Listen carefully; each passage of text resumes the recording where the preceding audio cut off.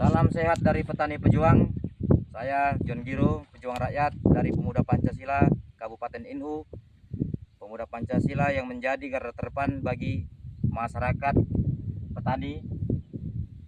Pada hari ini tim Komisi 2 DPRD Komisi 2 telah turun sidak melihat kenyataan fakta di lapangan, bahwasanya di lapangan itu benar-benar terjadi penumbangan hak-hak masyarakat, yaitu kebun-kebun sawit masyarakat. Nah, di sini kami melihat ada plang PT Bukit Betabu Saya Indah. Area ini adalah kawasan IUPHTK HTI. PT Bukit Betabu Saya Indah, izin nomor SK 67/2/2 tahun 2007. Nah, di sini sebelum SK ini keluar, perusahaan ini dulunya SK 331. Ya, SK 331 yang dikeluarkan oleh Bupati. Nah, SK itu keluar bulan 11 tahun 2002. Tapi sebelum SK itu keluar, PP 34 bulan 6 tahun 2002. Artinya SK keluar bulan 11, peraturan pemerintah keluar bulan 6. Maka bisa dibilang SK itu SK mentah. Ya, karena dalam PP 34 itu dikatakan bupati, gubernur hanya boleh mengeluarkan rekom. Tapi yang ternyata di SK 331 orang itu mengeluarkan, bapak-bapak itu mengeluarkan izin, sehingga SK itu mentah. Nah, di SK Bupati dulu, luasan yang bisa dikonversi orang itu cuman hanya 2.800 hektar. Berdasarkan data Cikalari, dari 2.800 hektar itu mereka telah mengantongi keuntungan 111 miliar 386 juta.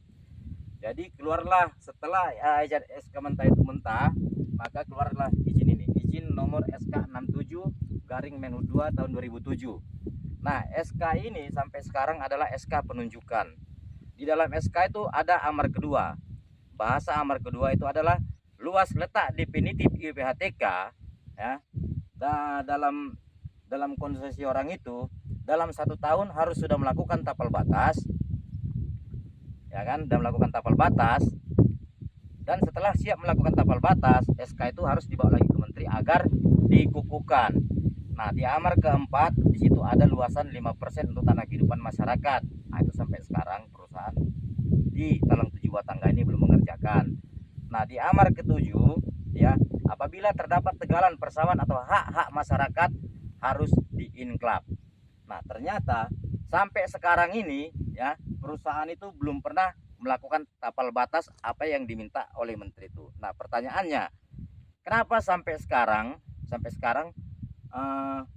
apa itu namanya, RKT itu bisa keluar, sementara kalau dulu itu tak dilakukan 1 tahun menurut peraturan kehutanan strip perkebunan di nomor 100 KTPN-2 tahun 99, di pasal 16 dia dikatakan apabila tidak melakukan tapal batas, pihak wilayah atau pihak kehutanan BPKH atau dinas provinsi harus memberikan SP1, SP2, SP3 dan melaporkan ke menteri agar menteri memberikan sanksi administratif atau izinnya perusahaan ditutup.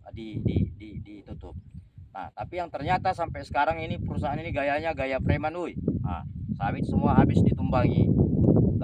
Habis ditumbangi langsung ditanami akasia. Nah, dan kemarin sudah ditangani oleh DPRD Komisi 2. Hasil rapat kemarin waktu di kantor BBSI, pihak DPR mengatakan pihak perusahaan tak boleh beraktivitas, tapi yang nyatanya sampai sekarang juga beraktivitas. Artinya apa yang dikatakan oleh DPR kami itu tak diindahkan. Baru kedua, kami dari PP juga sudah memberikan surat somasi ke PT BBSI dan sudah menembuskan sampai ke kejaksaan, ke Polres, ke Korem, kantor bupati, ke DPR dan dinas kehutanan, dan ini sudah mau berjalan hampir 2 minggu. Surat itu masih diabaikan. Nah, pertanyaannya, siapa sih di belakangnya BBS ini? Kenapa begitu liar sampai tak menghargai hak-haknya masyarakat? Nah, hari ini pihak DPR turun untuk melihat fakta yang sebenarnya.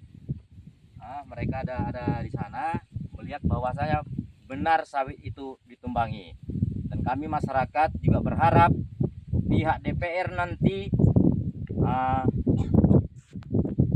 tentunya kami pun pihak masyarakat akan menunggu hearing yang dilakukan oleh DPR. Tapi tadi kami meminta kepada DPR dalam hearing itu pihak perusahaan yang datang harus bisa yang mengambil keputusan. Itu yang pertama. Baru yang kedua, instansi terkait tentang izin harus boleh hadir. Contohnya dari BPKH, Dinas Kehutanan, PT KPH, dan instansi terkait yang bisa memutuskan lah. Oke, terima kasih guys. Itu dari salam kami dari masyarakat Juang. Pancasila.